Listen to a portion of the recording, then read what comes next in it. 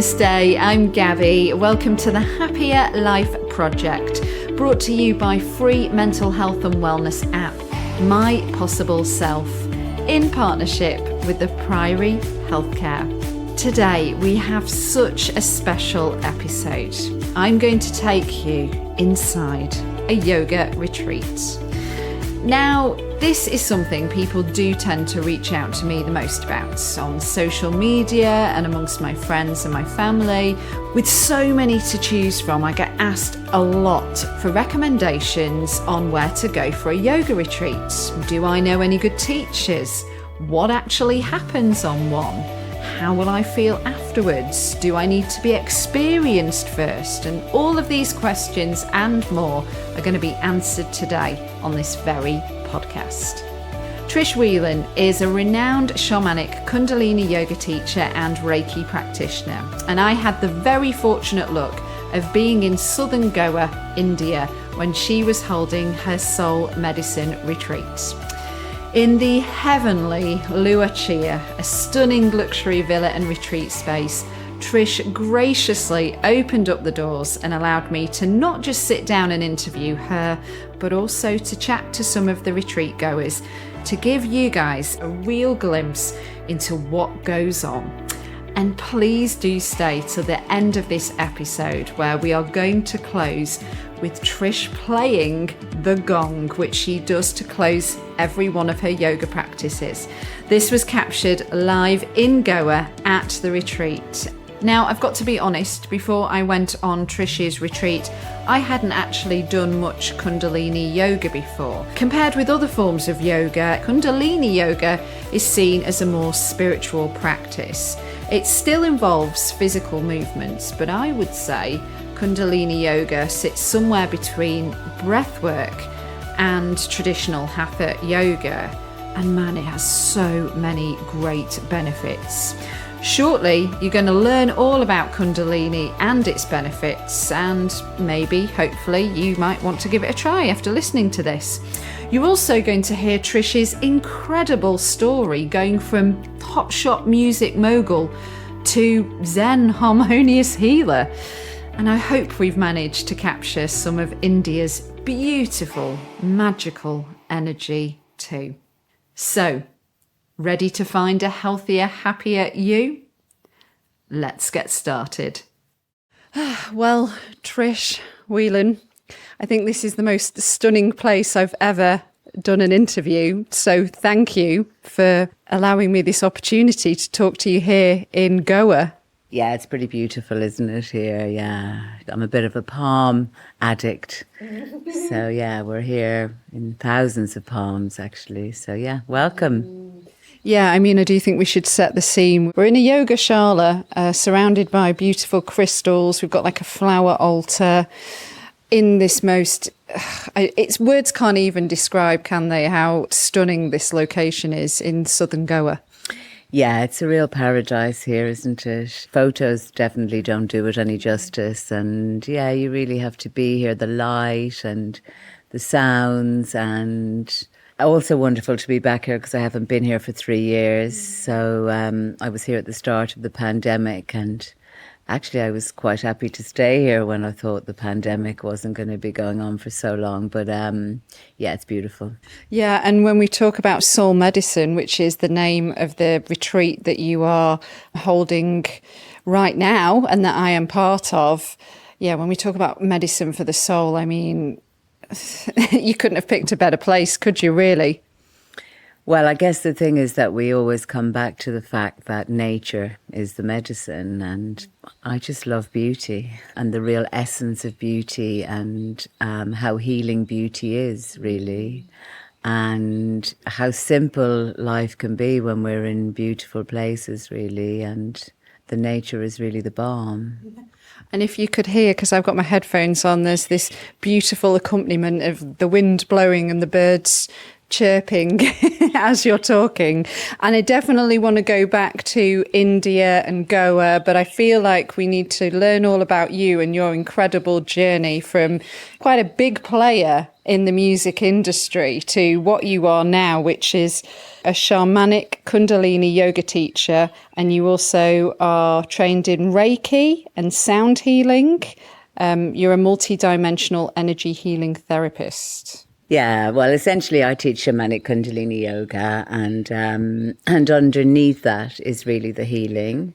But yeah, I'm a Reiki master teacher, so I train people in Reiki, and yeah, I'm delighted to say I love my job. Well, I have to ask the most obvious question, which I think a lot of listeners will want me to ask, is what is a shamanic Kundalini healer teacher? Well, I teach Kundalini yoga, which is an ancient type of yoga. I'm a shamanic practitioner, so I teach Kundalini yoga in a shamanic way. So I really work with the energy of the elements, the land. I work with the turning of the year. So I work with the moon, I work with the sun, and really bringing about an awareness for all of those elements with each and every class and practice. And, I guess really the essence of it is that the shamanic belief is that everything has a vibration. And so really tuning into the vibration of everything that is. Well, speaking of vibrations, there's a lot in music, and music is, as you know, so healing. And I've said it to you this week on more than one occasion about how I really enjoy all the different ways you incorporate music into your sessions. But it's not surprising if we do touch upon your background before your healing journey, which is working in music, working with huge players in the music industry, U2, the Smashing Pumpkins, All Saints, Gwen Stefani, the list goes on. Can you remember a moment when you had this, what, is such an exciting job? I'm sure behind the surface there was challenges, but then to go from, I guess, the dream kind of job to being like, something doesn't feel right and I want to pivot. Do you remember that moment? Well, I do really. When I had my first ever Reiki experience with my first teacher, with a wonderful lady called Angie Litvinoff. I was gifted a Reiki treatment with Angie, and at that time I had a pretty hectic lifestyle. I was running a label and I was running a recording studio, and I felt like at the end I wasn't really quite sure what happened, but I started going back because I knew something was happening. And I felt like after I was having the healing sessions that there was like a little buffer around me, that I was more easily able to manage myself and the life I was in. And then I did my Reiki 1 as a kind of day out. And then really when I did my Reiki 2, everything changed. And I was also working with a shaman at the time from America who said, I had lots of jangly things on my wrists. And he said, take the shackles off your wrists for 11 days and see what happens. And then the healing really came into my hands, and my hands got very hot. And I guess really I was just so humbled by the experiences that I was having with the healing myself, and then transmitting that for other people. So Reiki came first, and I suppose your stepping stone into this healing work or incorporating music and healing was when you ran the Joe Strummer Foundation. Was it after then that you left that part of your life behind? No, I made a few attempts to leave the music business, actually. I qualified in 2005 as a Reiki master, and I left the music business at the end of 2004, at the very start of 2005. And I made a record then to do healing too. And then I couldn't pay the mortgage, so I went back into the music business, and I worked with Jay Jagger for a couple of years, and then I left again, and then I went to Strummerville. And it was really when I did my Kundalini yoga teacher training, that's when I really left for good. Was that scary? Because kind of leaving everything you knew and the financial security as well, or was it just you had all the tools that you knew you'd be okay? Kind of like what you're teaching us, to accept ourselves and allow whatever's going to happen next to happen. Well, my mum died in the middle of my Kundalini teacher training. So that was really what brought about the biggest shift, actually, because then, was it scary? I mean, I don't know what it was, because I was so deeply grieving. And that's when I suppose my feeling really when I lost my mum was that I need to get out of London. Because I'd lost my nana like 10 years before that. And when I lost my nana, I just found that, unlike Irish people who do grief very well, I didn't find that English people did grief well at all. And I just thought I have to get out of London and really be able to grieve. So it was really, I think, that thing with life and death is that, when we really come that close to death, we really start to live. And that was the biggest, losing my mum was really the catalyst to all of that change. Did Kundalini help you move through the grief? 100%. Yeah, 100%. I mean, 2 years before we sadly lost our mum, she had a stroke, and I was actually in a Kundalini yoga class, and when I got the message, and I mean, having a practice for me at that time, and being able to support my mum, in the end, actually, she ended up having the 2 best years of her life because the healing was so powerful and potent. And so, having a practice and, being able to feel my feelings was such a healing, really. I feel like I probably spent a lot of my life trying to not feel my feelings. And then when we, don't have any other choice, you really start to get into the real, juicy bits of life then, don't you? Like it's not all fairy tales and unicorns. And, you start to realize, like, we're only here for a minute. And then, my mum was only 64 when she died. So it just felt really sad to have lost her at such a young age, when she was really getting it. So I suppose I was determined really to live and feel. Yeah, one of the revelations I had actually this week was, and when I was, again, going back to music, I was thinking about how I've always said this all my life. Oh, I don't listen to sad music. I don't like sad songs. That's why I don't listen to a lot of Adele or whatever. And I realised this week it's because music brings up so many emotions for me that there were emotions I didn't want to address or go to. And then, one of my lessons from this week is I'm going to start listening to songs that are maybe a bit more sad, or that, lyrically they do bring those emotions out. Yeah, I mean, we have to feel. And I think, we're conditioned, aren't we, to like not look into the sad places and to not embrace the shadow or the darkness. But, the darkness is the contrast to the light, and the sadness is the contrast to the joy. And, it's interesting, isn't it, how, like you said, music can, emote us. And, it's so interesting, isn't it, to be able to let the tears flow and not feel like I shouldn't be crying, or I shouldn't be feeling this, or I should be feeling that. And, we've kind of lost touch with that really true essence of just feeling, like what does it really feel? And, music for me is the thing that brings that up the best. Definitely. before we get into a little bit more about Kundalini, in terms of your incredible retreats, I mean, you cherry pick some beautiful backdrops to hold these retreats at. I've got to ask, why Ibiza? Why you moved to Ibiza? And was it 10 years you spent there?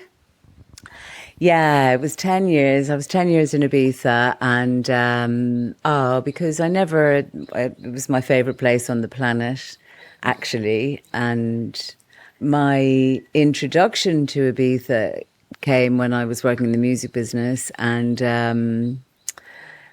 I was sent there for work, actually, and it was literally the last place on the planet I wanted to go to. I was like, oh, Ibiza. I was a garage girl, so I was going to Ayia Napa a lot and getting garage mixes of all our records. And suddenly it was this proposal of Ibiza came into play. And actually, you know, within an hour of being there, I was sort of bejeweled and tasseled and and in a bikini that was far too small for me. And yeah, that began the love affair with Ibiza in 2001. And then I literally went at every available opportunity, and I actually did my first teacher training was in Ibiza. Oh. And as as my mum was slowly leaving this experience here on this planet, I was thinking, oh, I need to get out of London, and I need to go to Ibiza, because yeah, Ibiza was just held such a beautiful space in my heart. And, you know, I was at the time absolutely, completely 1,000,000% sure I was only going to go for 6 months. Mm. And then when I was driving across Spain with literally crystals in my glove compartment, in my ashtray, and, you know, I mean, I had everything and my whole life kind of vacuum packed into the back of my car, I thought, hang on a minute. Am I going to be driving back in the other direction in 6 months? I don't think so. And I feel like I made that choice there and then. But, you know, I was grieving, and I feel like you just don't really know from 1 minute to the next when you're grieving what's going on. So, yeah, I ended up staying 10 years. And I guess some people listening will be thinking Ibiza, party island, right? But there is this healing energy to the island as well. It's like the yin and the yang, literally. Yeah, I mean, Ibiza is really, well, for starters, they say that it's like an island that's on a bed of quartz. So the energy is very strong there. And, you know, that's why people went there to party, actually, because, you know, it amplifies, energy is amplified in Ibiza. And there's a huge healing community there. Lots of amazing retreats there, lots of amazing healers. Yeah, you know, the hippies, you know, it's been going on since the 60s. It's not just the ravers, but also, you know, like the ravers, like that energy of, like, you know, people stomping into the earth. It's like, you know, it's good. It's also healing, you know. I don't believe that healing is linear. And yeah, Ibiza was beautiful for me for those years, actually.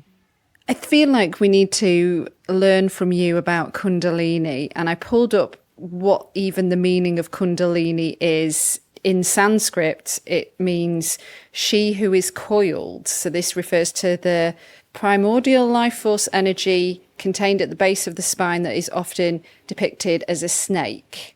And that in itself sounds just quite confusing. So how would you describe Kundalini to the novice like myself? I would say that Kundalini, yes. Well, the literal meaning is the lock of the curl of hair of the beloved. But it's really your creative life force energy, basically. So it's what makes you create. So then how does that get activated in a yoga session? Because it's a very, very, very different type of practice than your hatha or your vinyasa, or, you know, the ones that people can get an abundance of videos for on YouTube, for example. So how does it get activated in a class? Well, it's an experience, you know. So we're working with breath, with posture, we're working with the quantum field, with intention, and you're really working to connect to your soul. And yeah, playing with the breath, playing with the body locks, Some of the physical exercises are similar to classic yoga. You're tuning in. Yeah, you have to really have the experience. Words are hard to kind of wrap around it, really. But yeah, it's in the experience of meeting yourself inside yourself. Through the landscape of mental and emotional health, there are several science-based benefits of Kundalini yoga, such as easing stress and anxiety, improving cognitive functioning, and boosting self-perception and self-appreciation.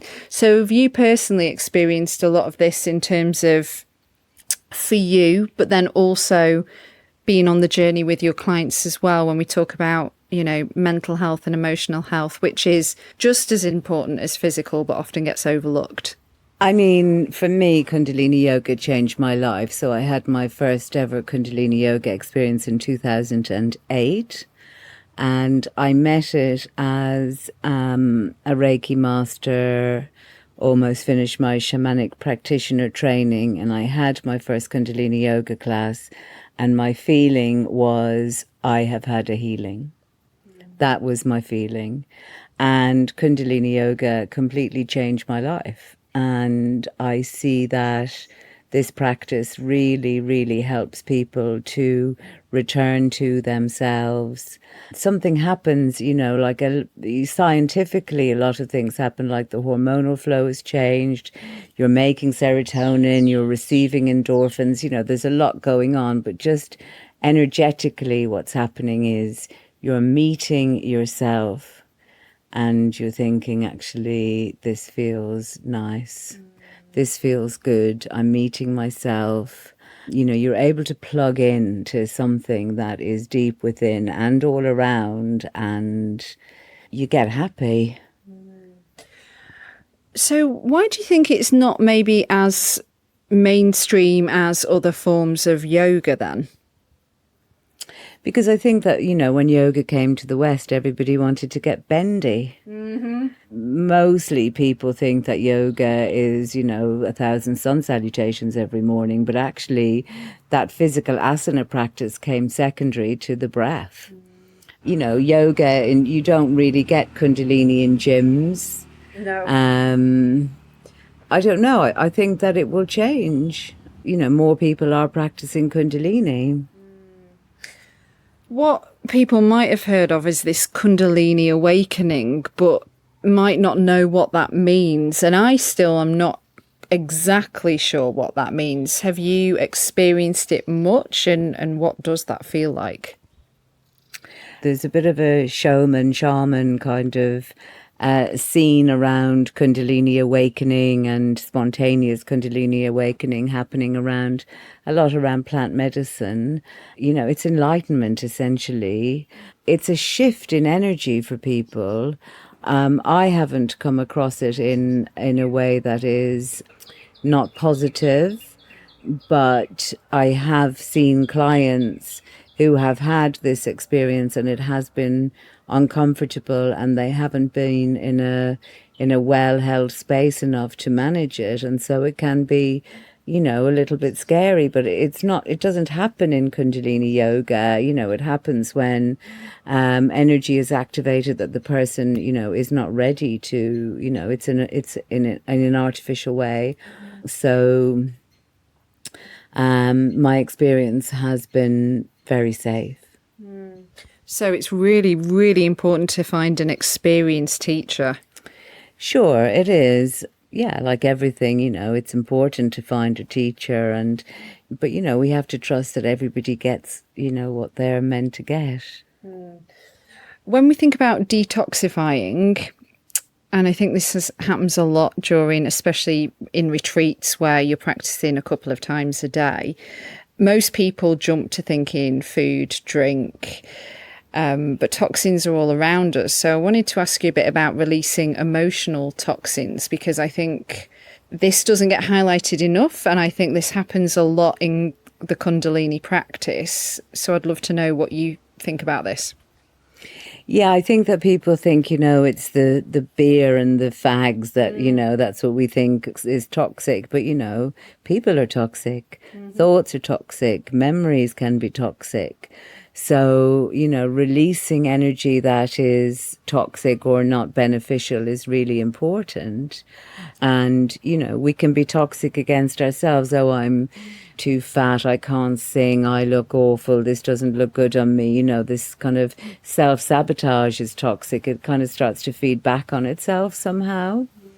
Also, toxic thoughts and toxic behavior patterns and, toxic jobs, toxic lifestyles, essentially they're a response to trauma. And we have to get underneath that. We have to get underneath that and find ourselves, and then from there realize that actually, when I hang out with that person, I don't feel good. When I eat this, I don't feel good. When I am in that place, I don't feel good. So it's an awareness, and we have to be aware of what feels toxic, and ideally not go back into those situations again. From day one of your retreat, I mentioned to you, it happened for a few days, this metallic taste in my mouth. And when we talk about releasing toxins, I haven't drunk this year. My diet has been really, really good. So I can't help but think the toxins that I've been releasing, hence the metallic taste, have been emotional ones.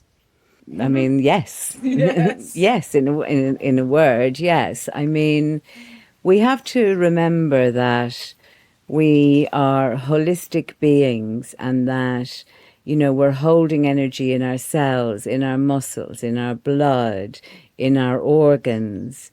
Our feelings affect how we actually feel in the physical body. So, this metallic taste of moving energy, who knows, maybe somebody bullied you when you were 5, you're getting rid of that. We're holding on to so much, and we have this opportunity in this practice to really release. It isn't like psychotherapy. You're not thinking, oh, well, that's my brother bullied me, and that boyfriend, that's him gone. It's just energy is energy. And so that moving through the cleaning and the clearing is happening on all levels. I read in an interview that you did, I think it was with The Telegraph, you said when it came to retreats, especially since the pandemic, it's not so much a luxury, it's almost like a necessity for people. I mean, that has been my experience, that how we're living, the pressure that we're under to respond to the WhatsApp, the Instagram, the Facebook DMs, the texts, the emails, the calls, we're not built, we're not designed for all of that. So we're under already a lot of stress that we weren't under, say, 10 years ago. And having a space to be able to come into and just relax, just plug in, just really feel into being alive and move energy in the body and move energy in the electromagnetic field, and really allow inspiration to come in. And this plugging into yourself, that shouldn't be a luxury. I think a lot of people haven't even experienced a retreat before, but they're curious about it. And I know this because I get messages a lot asking for recommendations because, my yoga journey, and I'm sort of exploring and traveling, and I'm so lucky to do that. So for anybody listening that's not been to a retreat before, could we kind of get a sneak peek, as we're in one right now, into yours in terms of the curation and what a day looks like? Well, for starters, I guess my retreats are generally, I get a lot of repeat people coming back. So there is a really nice family experience. And, I've been a serial retreater myself. So I know that tense moment of what are they going to be like? What if I don't like the food? And what if they're annoying? And what if I don't like the practice? And that's also part of the experience, I feel like. So my retreats, I always have really nice people. I always have people who want to go deeper, and we go very deep in the practice. But then we have a laugh at the table. There's space. We're in silence in the morning. there isn't any pressure to make friends. You know, this is really your own experience. So we're up. There's generally a juice, or in the case of Goa, we have fresh coconuts off the trees in the mornings. We're in silence. And that silence is key for me, because there's less admiring the leggings and the trainers, and there's more just being able to really, as I just said, the bombardment of what's happening to our nervous system doesn't happen when we're able to be in silence. So we're in silence. And then we have, you know, an hour and 3/4 of shamanic Kundalini yoga with the gong. And then we have a moment to process. And then we have a lovely brunch. And then we have a workshop, really a checking in, a sharing, some other kind of breathwork or meditation or whatever is really appropriate to the group. And then lovely long afternoons off. We're always in beautiful places, so there's always space.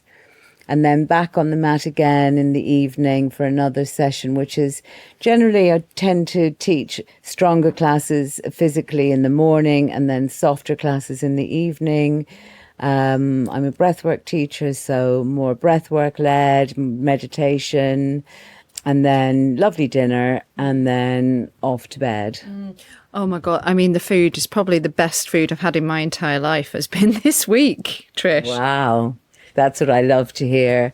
Yeah, I mean, I know that from my own experience before I was running retreats, of going to retreats and trainings and, you know, sort of having one too many beige plates. So really, the food is as important as the yoga to me, actually.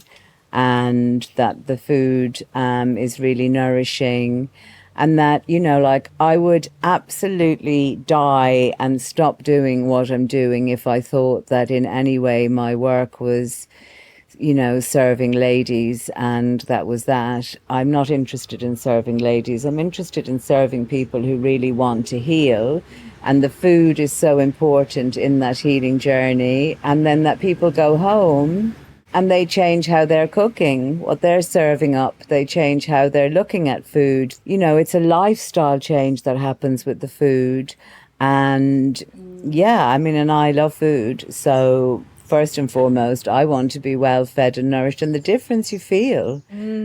Oh, I mean, you've seen how many pictures I've taken of the meals, because I've been like so inspired. And this week it's all vegan as well. So satisfied as well. And just food as medicine. Couldn't have got a better chef there, Trish. Yeah, the chef is really, it's like a marriage, isn't it? You know, the food is really, there's just nothing worse, is there, than sitting down to a bad meal. So, you know, high vibration, fresh food, organic, locally grown. A lot of our locations, they grow the food there, you know, eating in season, macrobiotic, all the good stuff, basically. Could have all been a very different experience for me, because I came to Goa being, let's say, it's conned the right way. It was conned into a retreat that wasn't a retreat. They were shoehorning me into a yoga teacher training.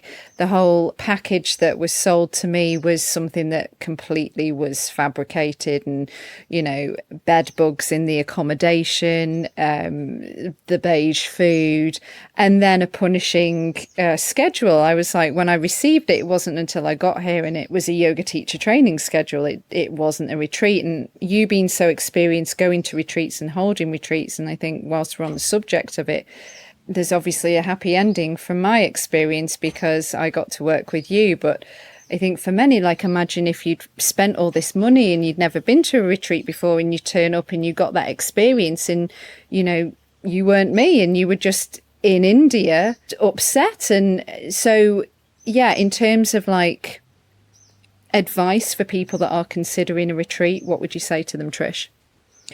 I would say, you know, it's good to talk to the teacher. It's good to, you know, like, really check out the reviews, recommendations. I personally love to speak to clients because, you know, it just puts people's minds at rest. And then, you know, the work really begins from when you book the retreat. So if I'm able to speak to them, then they can just, really in the weeks coming up to the retreat, they can consider, what is it that they're really wanting to work on or to look at, and what do they really need, and as opposed to like, is it going to be okay? Is it not going to be okay? Is it going to be really real? And yeah, I mean, you have to really just check in with what's on offer and ask any questions, like, I'm sorry that happened to you, because it's just goes to show you, I guess, that the yoga world is no different, that, there's charlatans and people, there's chancers, and, somebody said to me recently, anybody can rent a villa and call it a retreat. And it's like, just really tuning in with the person who's holding the space. Anybody can essentially teach yoga. But like, how is the space being held, and what outside of the classes, what's the purpose? What's on offer really? Because also, I guess it's important to make sure that things come up when we move energy. Who can you tell? Yeah. Who, is that person able to hold that space? Because it's all well and good until something goes wrong. Yeah. And then it's like, who's in charge here? Well, yeah, we talked about as well, because I've recently completed my second 200-hour yoga teacher training. And a lot of people now are like, oh, so you're a yoga teacher? Oh, so you're going to teach?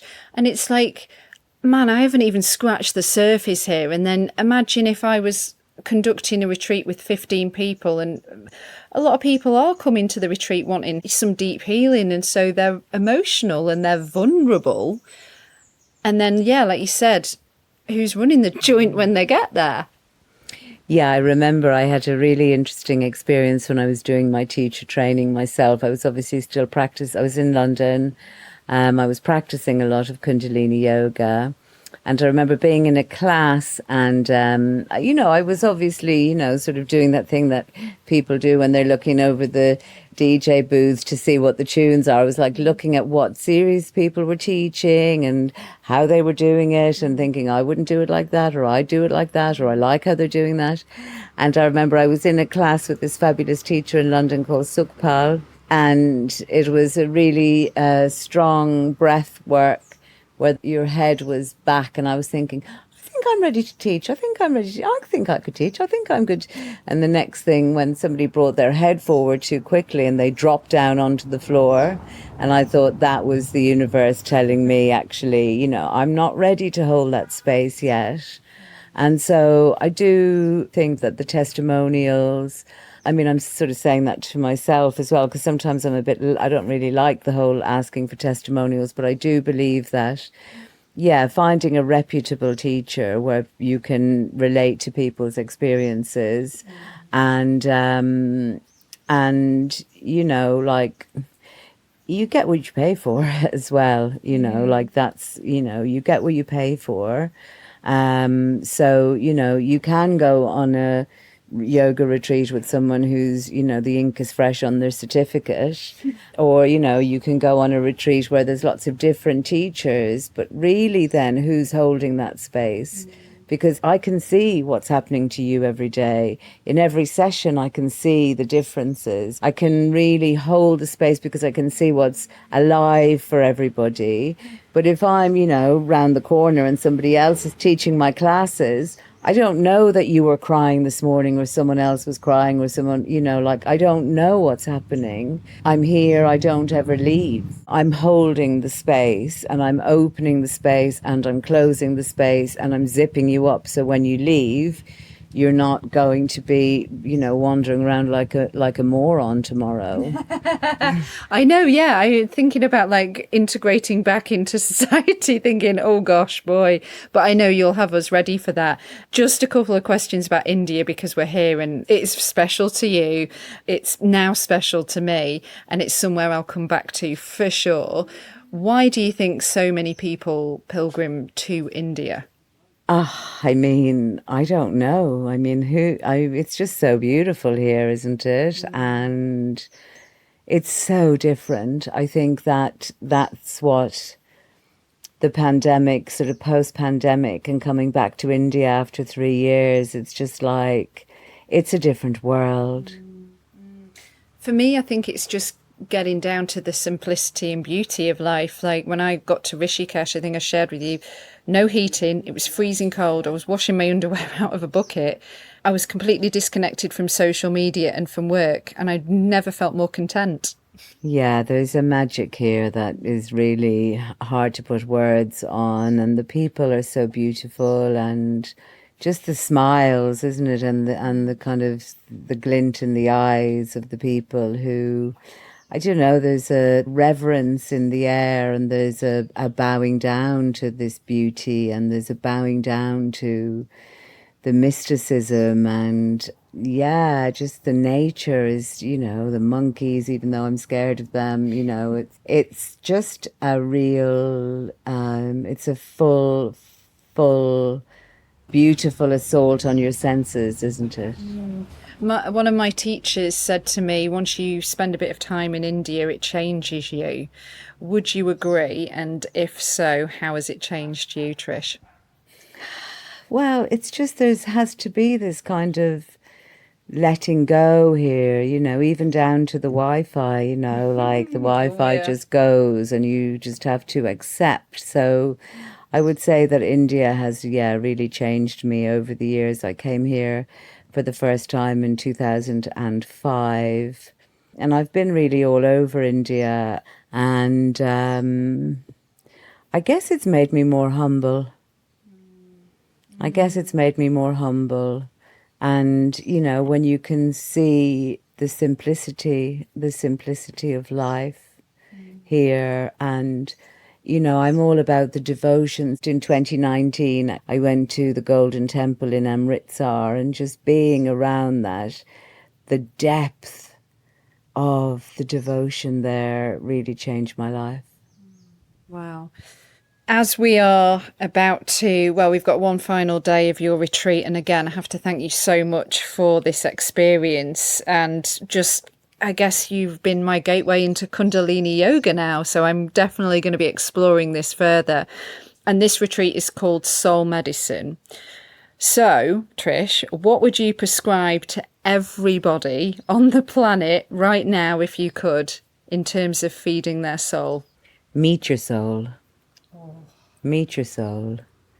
Yeah, meet your soul, because, the soul knows. Wow. I'm just going to let that sink in.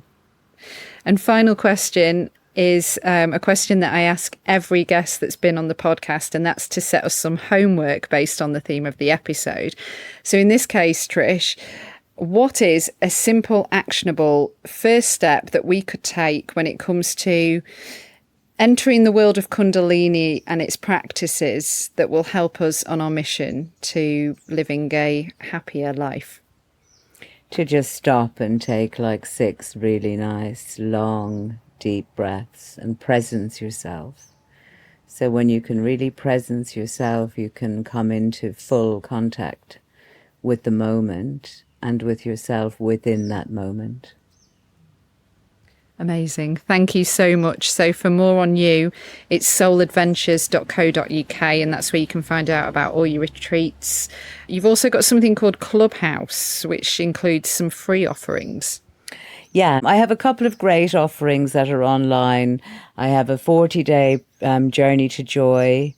I have a 7-week practice, and I have a 5-week program, 5 classes a week. I've just finished that, called Blinded by Your Grace. So I have 40-day journey to joy, vibrate at your highest frequency, and Blinded by Your Grace, which are packages. And then I've got lots of free classes, lots of free breath works. And then every Monday from the middle of March at 6:30 UK time, 7:30 European time, we have a free practice, a healing circle, which is shamanic Kundalini yoga, yoga nidra, sound. It's just really beautiful, and that's free to everybody. How do people find you for that? Where are you doing it? Online. On the website? Yes, so all on the website. And then in real life, I have a fabulous retreat called Meet Yourself coming up in Portugal in May. And I have a fabulous retreat coming up in October in Menorca. Mm-hmm. And I'll be in the UK. I've got a 2-day workshop called Safe to Surrender in London. I'm giving a retreat at Camp Festival inside the festival this year. So everything's on the website, and the Instagram's also Soul Adventures. So I fancy myself as a bit of a photographer, so there's lots of great shots on there and lots of info, and Yeah, absolutely. And, could not recommend more going and finding Trish and booking yourself a soul adventure. So thank you. Oh, thank you. It's been so lovely having you. It really has. Yeah. I think I might end up being a repeater, Trish. Oh, good. Good. Look forward to that. I guess I already am a bit of a repeater because I've been taking part in Trish's live classes on a Monday. Highly recommend you checking those out too. Thank you again to Trish Whelan for just being such a beautiful person and giving me such an incredible week in India, and I suppose continuing to be part of my personal healing journey since then too. And I'm clearly not the only one that feels the benefits, because I managed to speak to some of the guys who took part in the retreat the same week that I did.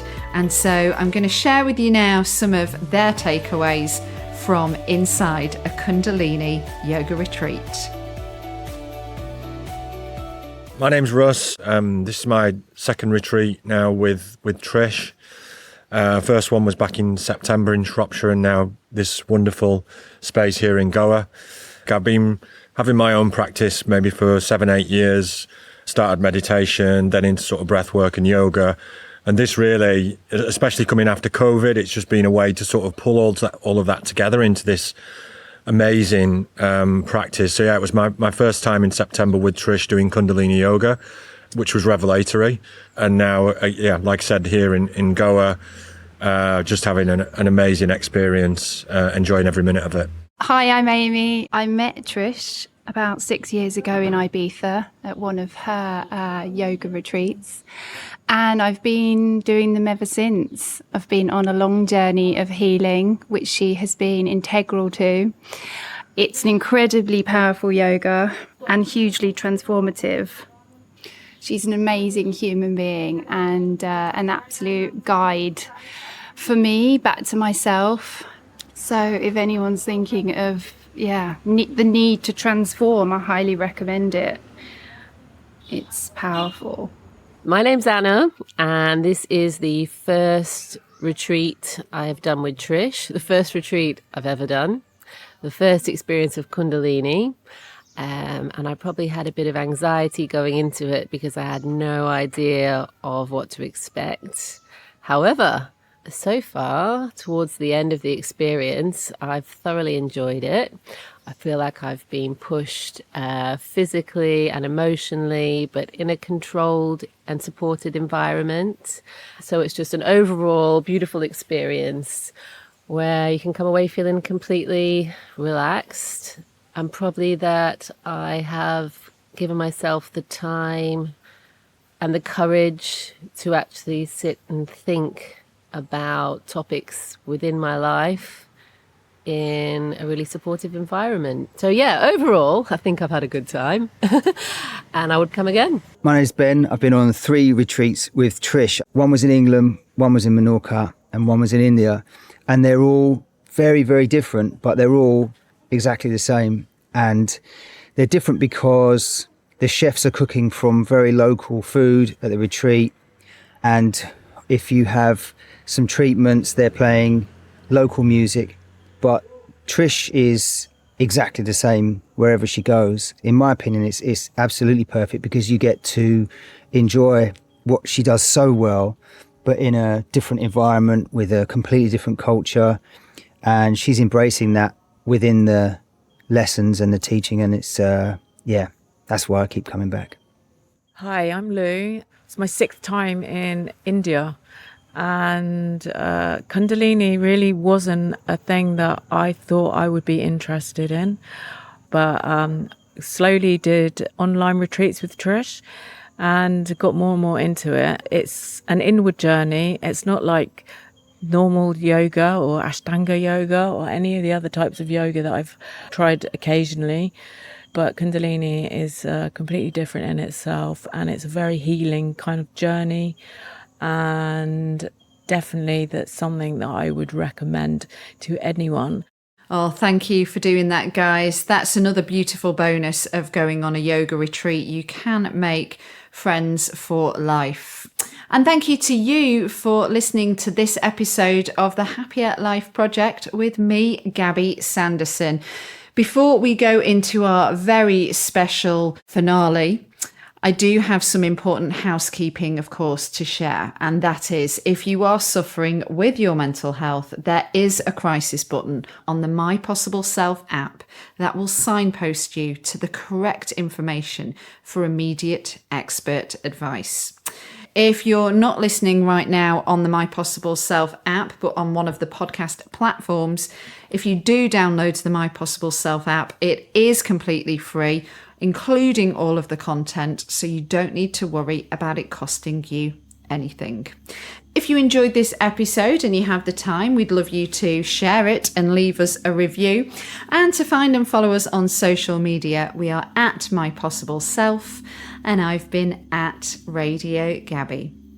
So guys, now please do take care. I will see you on the next one, and I'm going to love you and leave you with the beautiful sound of Trish Whelan playing the gong live in Goa. Take this minute for yourself and let the healing vibrations wash over you. Enjoy. Bye for now.